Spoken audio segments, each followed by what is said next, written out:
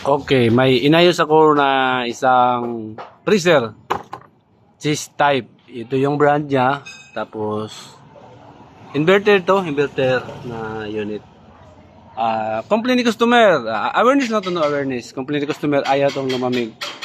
So, ito yung compressor motor niya. Tapos, ito yung inverter board niya mismo. So, ngayon, dinegnose ko to. Pero yung nakita ko, ito yung nakita ko. Ito yung nakita ko. May ano siya, may sunog. No? Sunog yung ano niya. Okay, awareness lang na pag bumili kayo ng mga inverter type na mga freezer, kung ano mga inverter type na mga refrigerator, siguraduhin nyo lang na hindi makapasok yung langgam, mga langgam dito dahil pinamamahayan to ng mga langgam. Okay, tapos siguro nagka-moisture o ano ba mga dahilan. So yun, nasira agad. Bili na lang to ng bago or else kung walang mabili, order na lang sa ito na company. Okay, ito yung brand.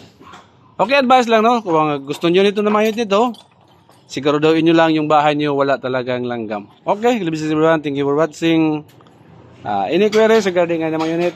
Ayaw lumamig o yung complaint ni customer. So, pag ayaw lumamig, baka ito yung dahilan o kaya ito yung inverter board niya mismo ito. Okay.